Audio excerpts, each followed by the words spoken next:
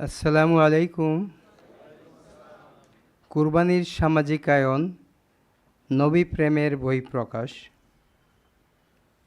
প্রথমেই আমার মনে একটা প্রশ্ন জাগলো, সেটা হলো পৃথিবীটা সৃষ্টি হয়েছে 4.3 বিলিয়ন ইয়ার্স আগে। জানা মতে মানব জাতির ইতিহাস হলো অনলি 3 লক্ষ বছর, কেউ বলে 5 লক্ষ বছর।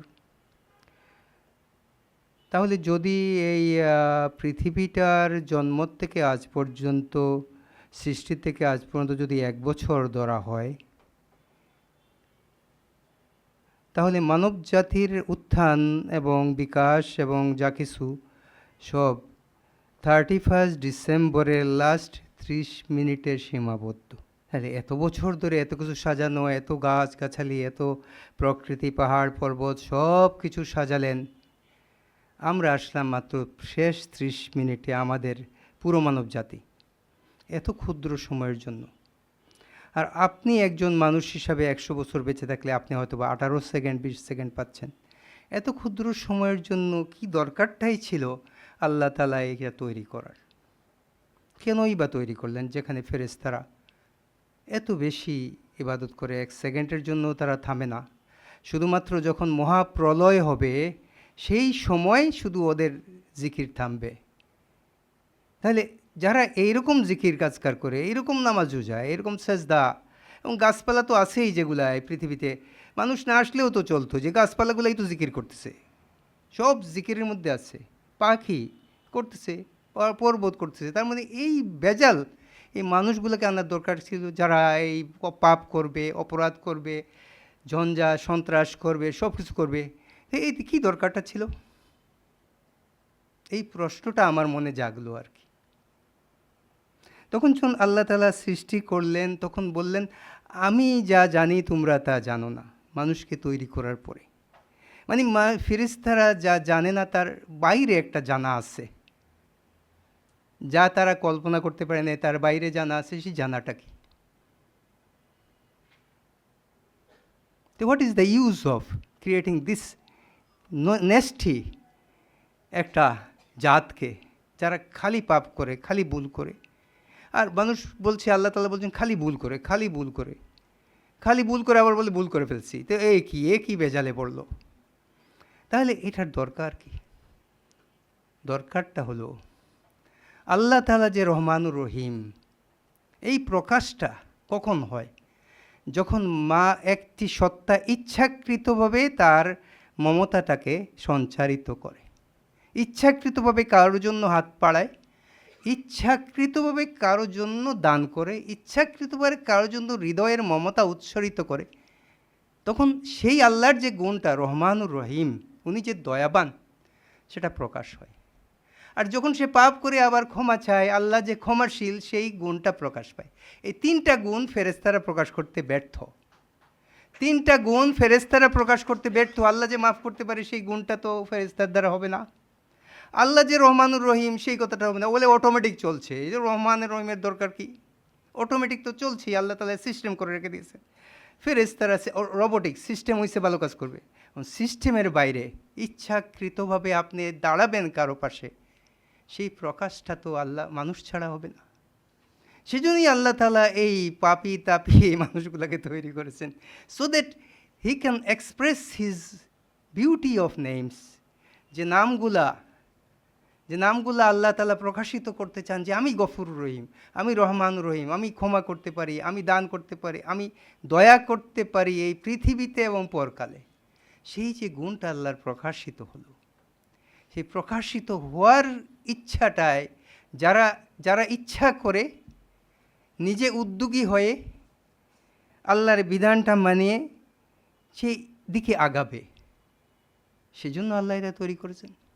এই জন্য আল্লাহ কী করছেন? ইচ্ছা করে যাতে আপনি কিছু দান করতে পারেন, ইচ্ছা করে যাতে কারো সাহায্যের হাত বাড়াতে পারেন, সেই জন্য গরিব সৃষ্টি করা হয়েছে, যাতে ইচ্ছা করে আপনি কিছু দান করতে পারেন। তাই তো সবাইকেই আল্লাহ ধনী বানায়, তো আবার ধনী বানাইছে, কিছু গরিবকে পাশে রেখে দিয়েছে, যাতে ধনীটা গরিবের দিকে হাত বাড়ায় কিনা সেটা দেখার জন্য।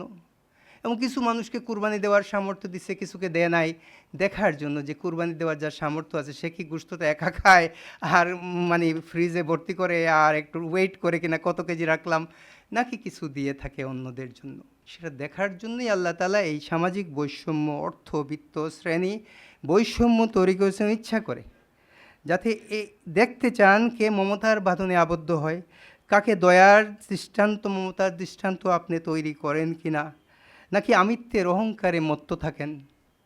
তো যদি আমির থেকে আমরাতে রূপান্তরিত হই কিনা, আমির থেকে আমরা যারা রূপান্তরিত হবে, যারা সমাজবদ্ধতাকে গুরুত্ব দিবে, যারা একীভূত সমাজকে গুরুত্ব দিবে, সেই সমাজটাই কিন্তু আল্লাহ চান। এবং আলেকজান্ডার ডুগিন একটা নামকরা থিঙ্কার, উনি বলছেন যে মানুষের জন্মলগ্নের থেকে পৃথিবীর কমিউন ছিল, সমাজ ছিল, সেই সমাজটাকে ভাঙছে পুঁজিবাদী সভ্যতা। তারা বলছে আমরা একাকী হতে হবে, আমি চাই, আমার দরকার, এই কথাটা পুঁজিবাদী সভ্যতার স্লোগান।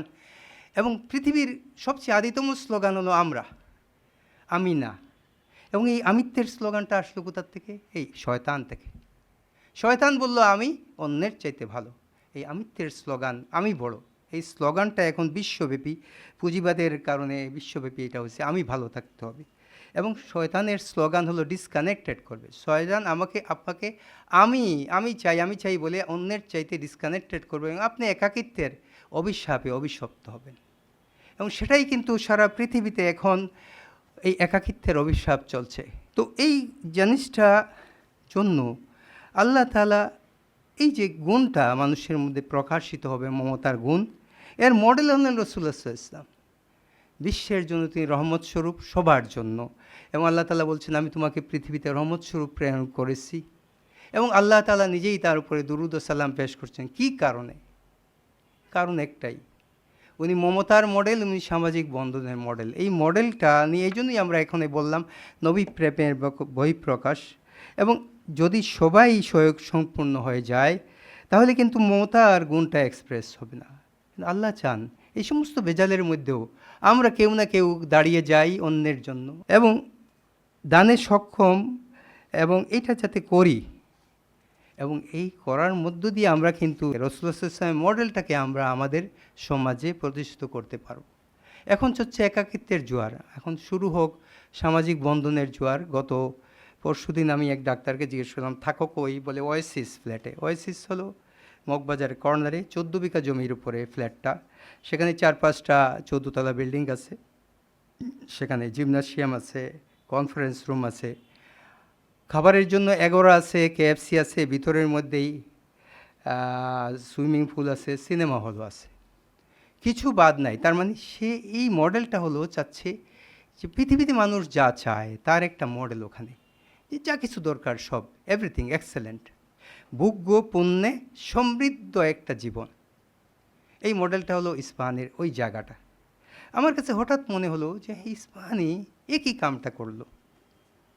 সে তো এই 14 বিঘা জমি পাশের আদ্দিন হাসপাতালে অথবা কোনো একটা সোশ্যাল অর্গানাইজেশনকে দিতে পারত। সেখানে কিন্তু 14 বিঘা জমির উপরে কি অসাধারণ মানে মানব সেবার মডেল তৈরি হতো, হাসপাতাল হতো, ওল্ড হোম হতো, কত কিছু হইতো। সেটা আর হলো না, দুর্ভাগ্যভাবে তাদের মাথায় কি ঢুকছে জানি না।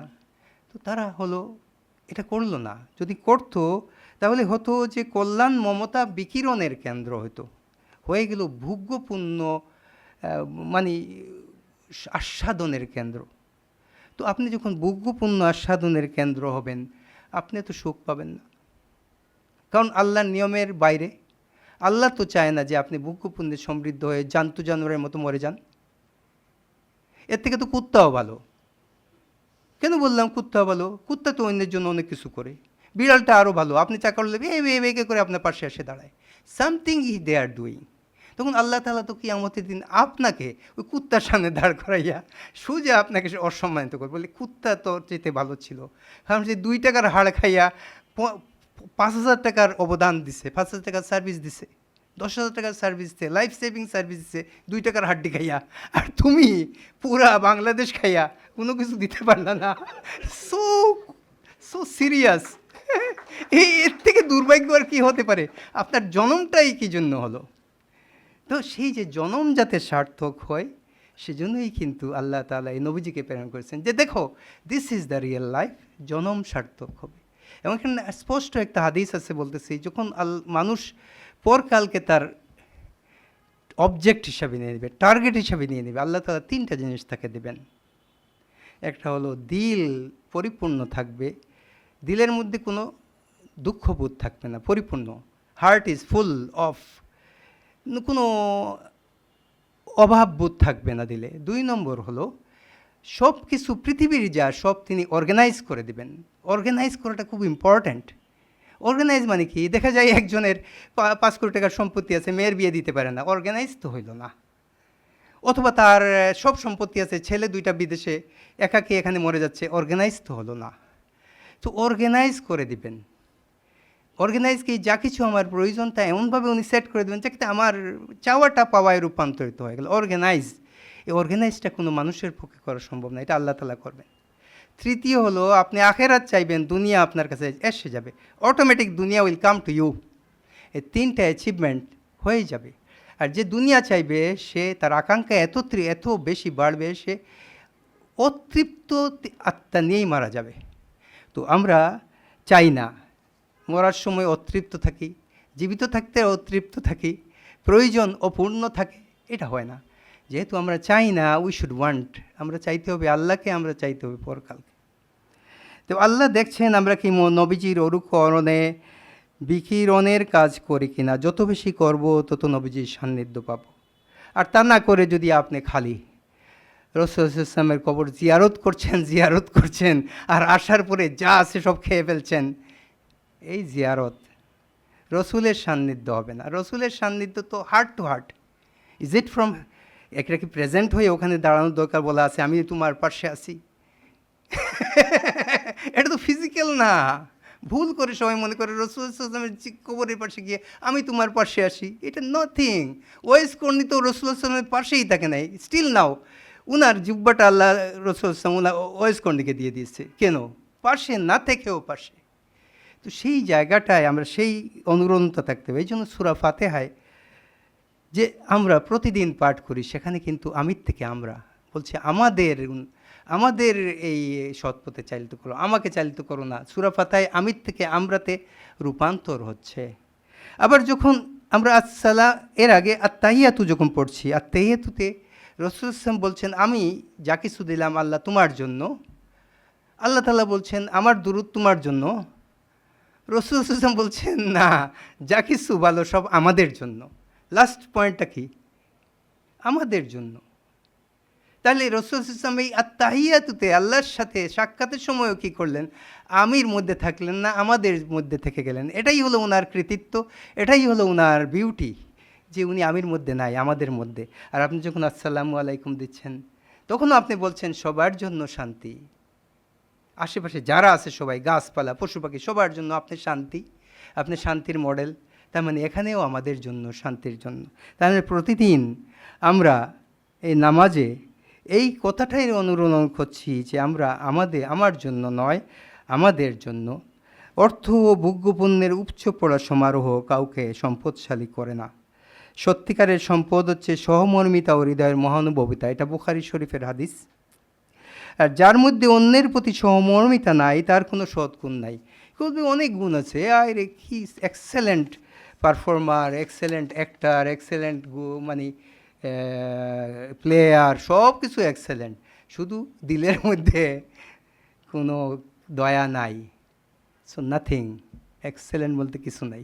রাসূল সাল্লাল্লাহু আলাইহি ওয়াসাল্লাম বলছেন তোমার যা গুণ থাকুক সব আছে, you are so excellent, you are so powerful, but nothing in the heart, কিছু নাই, তার মানে ইউ আর নাথিং। এবং সে আপনাকে কিয়ামতের দিনে নাথিং হিসাবেই বের করা হবে। পিঁপড়ার থেকেও আপনাকে আরও খারাপ অবস্থায় রাখা হবে। এবং পিঁপড়াও তো আল্লাহ তাআলা, পিঁপড়ার ব্যাপারেও আল্লাহ তাআলা দয়া দেখানোর কথা বলছে সুলাইমান আলাইহিস সালামের সময়, পিঁপড়ার প্রতিও দয়া। কিন্তু আপনি যখন পাপ করে ফেলবেন, একাকী তোর মধ্যে থাকবেন, ভোগ্যপণ্যে থাকবেন, আপনার প্রতি কোনো দয়া নাই, নাথিং, কিছুই এলাও করা হবে না। সো বিনিময় ভিত্তিক সমাজে এখন হয়ে যাচ্ছে বিনিময় ভিত্তিক সমাজ। এখন দান হয়ে গেছে প্রদর্শনী, উপহার হয়ে গেছে বিনিময়ের মাধ্যম। কেউ উপহার দিলে আমরা ভয় পাই, হায় রে উপহার দিচ্ছে এত বেশি, জানি না 1,05,000 টাকার উপহার দেওয়ার কথা দিয়ে দিছে 20,000 টাকার। এখন কোন জায়গায় আমাকে ধরে ফেলে আরও কোন একটা অ্যাসাইনমেন্টে আমাকে বিপদে ফেলে। তার মানে কি উপহারটাকে এখন মানুষ ভয় পায়।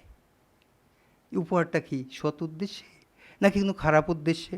ধনীর পাশে কিছু মানুষ যখন যায় তখন অধিকাংশ মানুষ পাওয়ার জন্য যায়, সেই ধনীটা আবার আতঙ্কিত হয়ে পড়ে, সে আমার জন্য তো আসলো না, আসলো আমার মালের জন্য। এবং আমার জন্য, আমি যে একটা মানুষ সেই হিসাবে কেউ কি আসলো? হিসাব করে দেখে দিনের শেষে কেউ আসে নাই। কিন্তু সমাজে এখন এমন অবস্থা হয়েছে, সমাজে দান করে প্রচার করা ফ্যাশন হয়ে গেছে। কোনো বাড়িতে কয়টা গরু কুরবানি দেওয়া হলো সেটা প্রচারের বস্তু হয়ে গেছে, কতজনকে দেওয়া হলো, লাইন ধরলো কত বড়, সেটা প্রচারের ব্যবস্থা হয়ে গেছে। কাকে দেওয়া হলো এটার কোনো খবরই নাই, এবং যাকে দেওয়া হলো তাতে সম্মানের সাথে দেওয়া হচ্ছে না। তো এইভাবে যদি আপনি দিতে থাকেন, কুরবানি যদি 10টা গরুও দেন, তার মধ্যে যদি প্রচারের একটু গন্ধ থাকে, তার মধ্যে যদি অহংকারের একটু বিষ থাকে, তাহলে আল্লাহ তাআলা বলছেন যখন পরকালে জান্নাতের প্রয়োজন, তখন আল্লাহ তাআলা একটা উদাহরণ দিচ্ছেন, একটি পরিপূর্ণ বাগান, সেই বাগানটা কিন্তু হঠাৎ করে শুধু প্রচারের দোষে অগ্নিঝরা ঘূর্ণিঝড়ে পুড়ে খাক হয়ে গেল। তার মানে আপনারা যারা অনেকেই মনে করছেন যে আমরা বড় কিছু করে ফেলছি, যদি সামান্য প্রচারের গন্ধ থাকে, তাহলে কিন্তু কিয়ামতের দিন আপনার সেই জান্নাতের বাগানটা দেখবেন যে পুরা পুড়ে খাক হয়ে গেছে। তো আল্লাহ তাআলা এটা সতর্ক করে দিচ্ছেন, সতর্ক থাকো, তোমার কিন্তু জান্নাতের বাগান খাক হয়ে যাবে। তখন তুমি পস্তাবে। বুড়া হয়ে গেলে যেমন কিছু করার থাকে না, কিয়ামতের দিনও তো কিছু নাই, তখন করার কিছু থাকবে না, তখন খুব বিপদের মধ্যে থাকবেন। সো কুরবানির এইখান থেকে মুক্তি পাওয়ার জন্য বাংলাদেশের ধনীরা যাতে বিপদে না পড়ে, এই গ্যারান্টি কে দিবে? আবার গরিবরা যাতে কোনো একটা মানে ভাবে পেয়ে যায় হাত না পেতে, সেই গ্যারান্টি কে দিবে?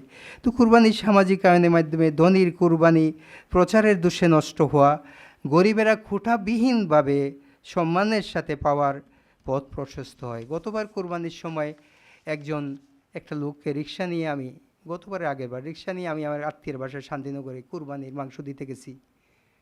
তো আমাকে বললো, স্যার কুরবানি তো মাংস আমি পাই নাই। আমি বললাম, কী প্রয়োজন, দেখো না এখানে কত লাইন ধরছে। বলে, আমার ইজ্জতে বাদে আমি কিন্তু কারো লাইন ধরে কোনো কুরবানি নেব না। এবং তাকে আমি আবার আমার ওই আত্মীয়ের বাসায় গিয়ে কুরবানির মাংসটা দিয়ে আমি সাথে সাথে ওই রিক্সায় করে, ওনার বাসায় চাও খাইলাম না, রিক্সায় করে এসে তাকে এক প্যাকেট কুরবানির মাংস দিলাম।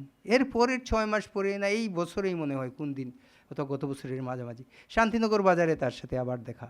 বলি, আসসালামু আলাইকুম, আপনি সেই লোক না যিনি আমাকে কুরবানির মাংস দিয়েছিলেন?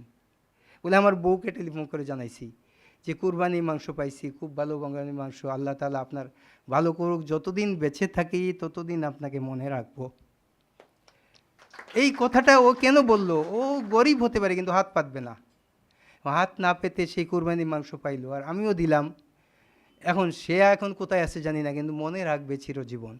তো আপনারা সেইভাবে যদি কখনো কুরবানির সামাজিকায়নে কোনো বাড়িতে যাবেন, দেখবেন যে সে মনে রাখবে আপনাকে সারা জীবন, কারণ তাকে সম্মানের সাথে মাংস দেওয়া হয়েছে, হাত না পাতা অবস্থায় দেওয়া হয়েছে। এবং আল্লাহ তাআলা কোরআনেও বলছেন, এমন কিছু গরিব আছে, অভাবী আছে, যারা কারো কাছে হাত পাতে না, তারাই সত্যিকার অভাবী।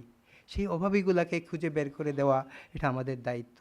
যদি আপনি মনে করেন যে আপনি সব সম্পদ একখানে করে বিরাট সুখে থাকবেন, অনেক মানুষ আছে সম্পদ এক করছে কিন্তু ভেজাল লেগে গেছে। আমাদের নামকরা প্রফেসর গাইনোকোলজিস্ট, ওনার ধানমন্ডিতে বিরাট এলাকা নিয়ে একটা ক্লিনিক ছিল, ওনার ছেলে ইংল্যান্ডে।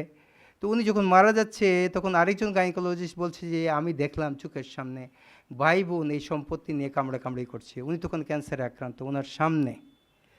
আরেকজন হেপাটোলজিস্ট, নাম করা হেপাটোলজিস্ট, ধানমন্ডিতে 6 তলা বাড়ি।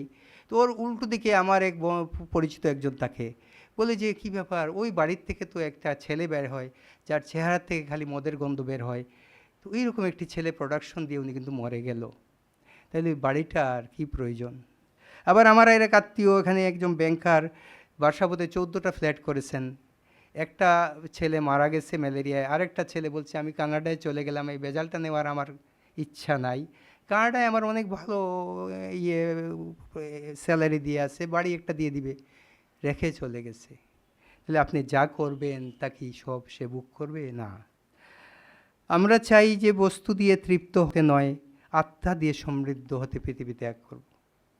বস্তু তো অটোমেটিক এসে যাবে। আল্লাহ তাআলা বলছেন না, এই আগের তাই বললাম যে দুনিয়া আপনার কাছে এসে যাবে, প্রয়োজন নাই, দুনিয়া তো অটোমেটিক এসে যাবে। তো সেই সাহসটা, সেই বিশ্বাসটা আল্লাহর উপরে রাখতে হবে। কুরবানির অরাজকতা দূর করতে হবে। এখন কুরবানিটা হয়ে গেছে অনলাইন ডিস্ট্রিবিউশন, সেখানে মমতার কোনো টাচ নাই। এখানে কুরবানি হয়ে গেছে প্রদর্শনী, যেখানে দিলের কোনো অংশ নাই। এখানে আল্লাহ বলছেন কুরবানির পশুকে আল্লাহ তাআলা মহিমার প্রতীক করেছেন। তোমাদের জন্য এতে রয়েছে বিপুল কল্যাণ, তোমরা খাও এবং কেউ চাক বা না চাক সবাইকে খাওয়াও। কুরবানি মাংস আল্লাহর কাছে পৌঁছায় না, আল্লাহর কাছে পৌঁছায় নিষ্ঠাপূর্ণ আল্লাহ সচেতনতা। তাহলে কুরবানির মাংস পৌঁছে না, পৌঁছায় নিষ্ঠাপূর্ণ সচেতনতা। কেন এই কাজটা করলেন যে কুরবানি করতে হবে, ডিস্ট্রিবিউট করতে হবে?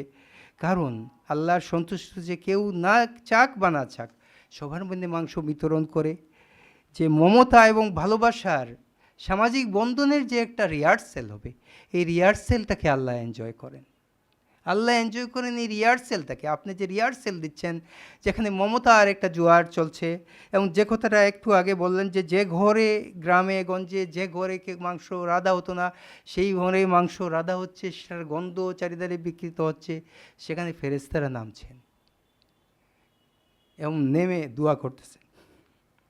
এর মধ্য দিয়ে একাকিত্বের বিষ থেকে এবং শয়তানের খপ্পর থেকে মানুষ মুক্তি পাচ্ছে।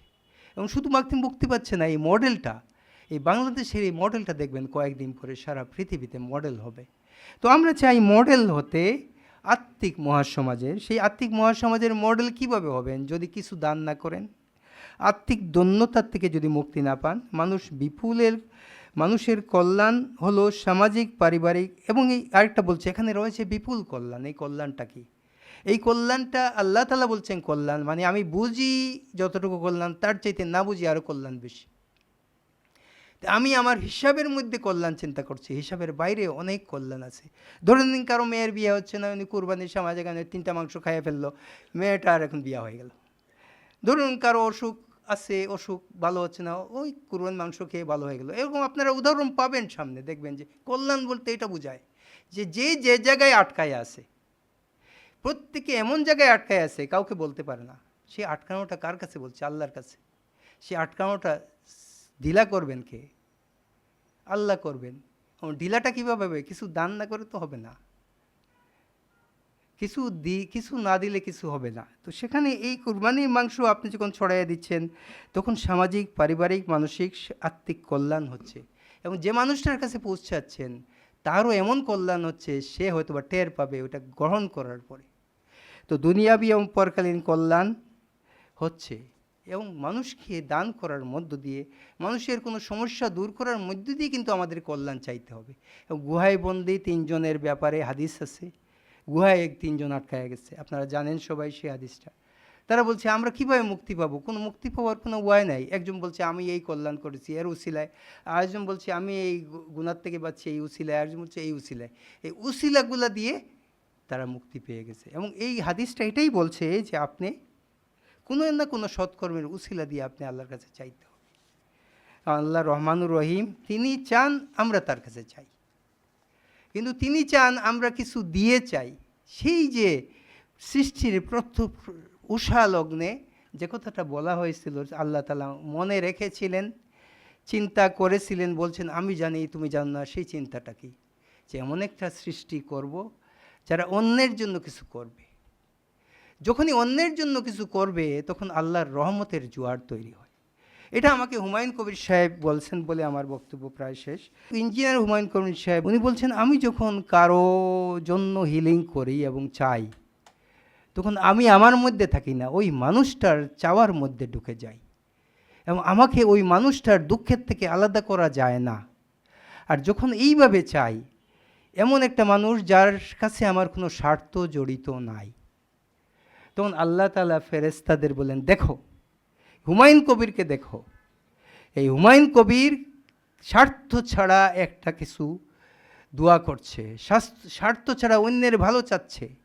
এটাই আমার সৃষ্টির স্বার্থ। আমার সৃষ্টিটা সার্থক হয়েছে হুমায়ুন কবিরের মাধ্যমে। আমরা চাই আমাদের এই কোয়ান্টামের এই কোরবানির সামাজিক আয়নের মাধ্যমে আল্লাহ তাআলা যে আমাদের সৃষ্টি করেছেন, যে উদ্দেশ্য নিয়ে যে আমরা হব মমতার ভাণ্ডার, আমরা ইচ্ছা করে মানুষকে মমতা দিব, সেইটার মডেল যাতে আমরা হতে পারি। এবং আল্লাহ যেন গর্ব করে বলতে পারেন এই বাংলাদেশের কোনায় এক দল আছে যাদের জন্য আমার মানুষ সৃষ্টি করা সার্থক হয়েছে। হতে পারে পৃথিবীর অন্য কোনায় হয় নাই, কিন্তু বাংলায় হয়েছে। ধন্যবাদ।